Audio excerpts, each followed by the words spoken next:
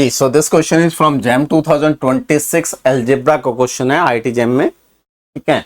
और question number 27 है, that is 2 marks का क्वेश्चन है, सिंगल करेक्ट क्वेश्चन है, ठीक है। तो यहाँ पे क्वेश्चन में आपसे बेसिकली होमोमॉर्फिज्म आइसोमॉर्फिज्म के रिस्पेक्ट में कुछ इंफॉर्मेशन पूछी गई है। चारों ऑप्शन डिफरेंट है, तो चेक करते हैं। फर्स्ट ऑप्शन कह रहा है कि there is a surjective group homomorphism from additive group of rational number to multiplicative group of all complex root of unity। तो आपके पास एक ग्रुप दिया हुआ है कॉम्प्लेक्स रूट ऑफ यूनिटी और एक ग्रुप दिया हुआ है एडिटिव रैशनल नंबर का, ठीक है। तो हमें चाहिए Q प्लस से होमोमॉर्फिज्म डिफाइन करनी है किसी एक G पे, और G क्या है? मल्टीप्लिकेशन के रिस्पेक्ट में all complex root of unity. Complex root of unity basically क्या होता है? z to the power n equal to 1 के जो सॉल्यूशंस है, n यहाँ 1 2 3 कैन बी एनीथिंग, इन सब का कलेक्शन है। तो ये g बेसिकली कैसे रिप्रेजेंट होता है? e to the power n by m into 2 pi iota. ये जब हम C स्टार डॉट पढ़ते हैं, complex non zero complex number का ग्रुप पढ़ते हैं, तो उसमें ये ग्रुप हम आइडेंटिफाई करते हैं और उसको स्पेसिफिकली नाम हम देते हैं HF, ठीक है।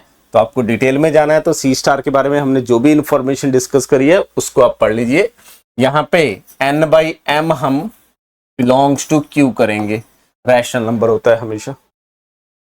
तो डेफिनेटली हम डायरेक्टली एक मैपिंग बना सकते हैं फाई, ठीक है। और वो कैसे डिफाइन होगा? Phi n by m is equal to e to the power n by m into 2 pi iota, ठीक है। और ये आप चेक कर सकते हैं कि दिस इज अ होमोमॉर्फिज्म, और ये ऑन टू होमोमॉर्फिज्म होगी, क्योंकि यहां से कोई भी एलिमेंट लेंगे इस टाइप का होगा, उसका प्रीमेज यहां मिल जाएगा, ठीक है। और इसका कर्नल जो आ जाएगा वो z आ जाएगा, क्लियर। तो पहला स्टेटमेंट आपका करेक्ट है। यहां कह रहा है the multiplicative group of complex number of modulus 1 is isomorphic to quotient group of additive group of real number. अब ये कौन सा ग्रुप दिया हुआ है? Multiplicative group of complex number with modulus value 1, ठीक है। तो उसको बेसिकली S1 से डिनोट किया जाता है, एक स्टैंडर्ड नोटेशन है। वो क्या है? Z belongs to C such that mod of z equal to 1।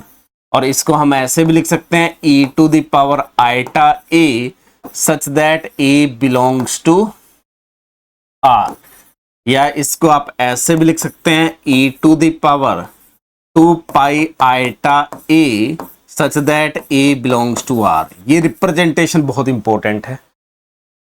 और दूसरा ग्रुप वो क्या कह रहा है? It is a quotient group of additive group of real number. तो दूसरा ग्रुप मैं पिक कर लेता हूं G, जो क्या है? R अंडर एडिशन, ठीक है। और यहां से अगर मैं एक मैपिंग फाई डिफाइन करता हूं to S1 such that phi, इसमें जो एलिमेंट आएगा A, उसको मैप कर दिया e to the power 2 pi iota A पे। और आप चेक कर सकते हैं कि दिस इज अ होमोमॉर्फिज्म, ठीक है। और ये सारी होमोमॉर्फिज्म हमने क्लास में बनाई हुई है, ऐसा कोई नहीं है कि जो होमोमॉर्फिज्म हमने ना डिफाइन करी हो। और इसका अगर मैं कर्नल देखूंगा, कर्नल ऑफ फाई की अगर बात करूंगा, तो ये 1 पे जाना चाहिए। ये 1 कब होगा? जब e to the power 2 pi iota यानी कि का मल्टीपल आ जाए, इंटीजर मल्टीपल, तो a शुड बी इंटीजर। तो a बिलोंग्स टू z, ठीक है, ये आ जाएगा। तो बेसिकली कर्नल की अगर बात करूंगा तो वो z आ जाएगा। और इस पे first fundamental theorem of isomorphism use करेंगे, तो क्या आ जाएगा? R by kernel that is Z isomorphic to. अब ये देखो, ये मैपिंग ऑन टू मैपिंग है, क्योंकि हर एक का प्रीमेज यहां पे बना सकते हैं। तो it is isomorphic to S1। यही सेकेंड स्टेटमेंट गिवन है आपको। The multiplicative group of complex number whose modulus value is 1 is isomorphic to quotient group of this. तो R बाई Z इसके आइसोमॉर्फिक है, ठीक है। तो सेकेंड स्टेटमेंट ट्रू है।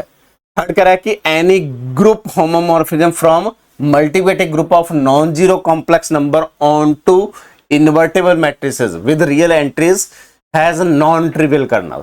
तो यहां क्या ग्रुप दिया हुआ है? Any group homomorphism from multiplicative group of non zero complex number, तो मैं सी ऑप्शन यहां लिख रहा हूं। हमारे पास सी स्टार डॉट से कहां पे डिफाइन करनी है mapping? Group of all 2x2 invertible matrices, तो GL2R यहां पे मैपिंग डिफाइन करनी है। वो कह रहा है कि अगर F कोई भी ग्रुप होमोमॉर्फिज्म है जो इस से इस पे है, ठीक है, उसका जो कर्नल होगा वो नॉन ट्रिवियल होगा। अगर ये होमोमॉर्फिज्म है तो इंप्लाई कर रहा है कि कर्नल ऑफ F जो होगा वो नॉन ट्रिवियल होगा, ठीक है। और जब हम यहां पे GLN पढ़ते हैं तो मैं एक मैपिंग डिफाइन करता हूं, F x plus iota y। अगर मैं इसको मैप कर दूं x minus Y Y X पे,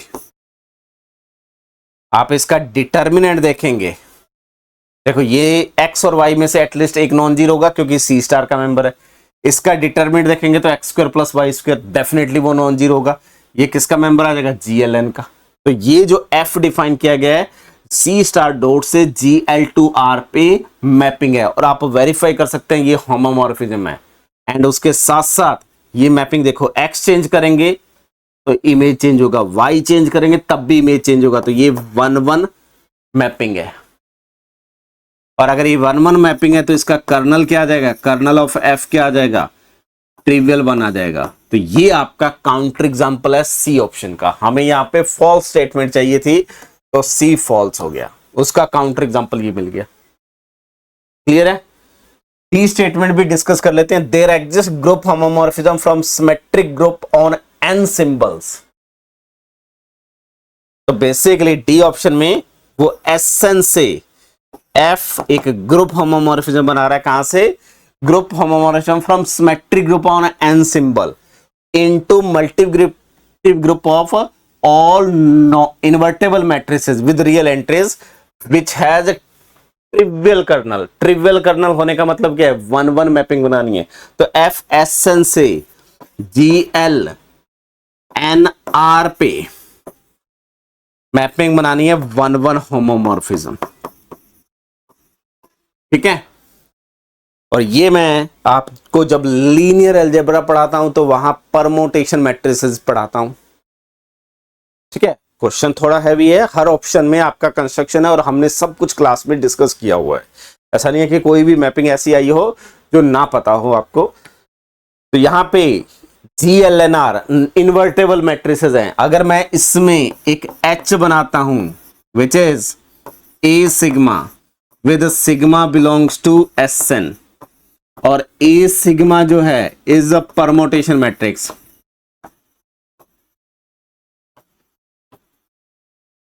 और ये परमोटेशन मैट्रिसेस हम लीनियर में डिटेल में पढ़ते हैं, ठीक है।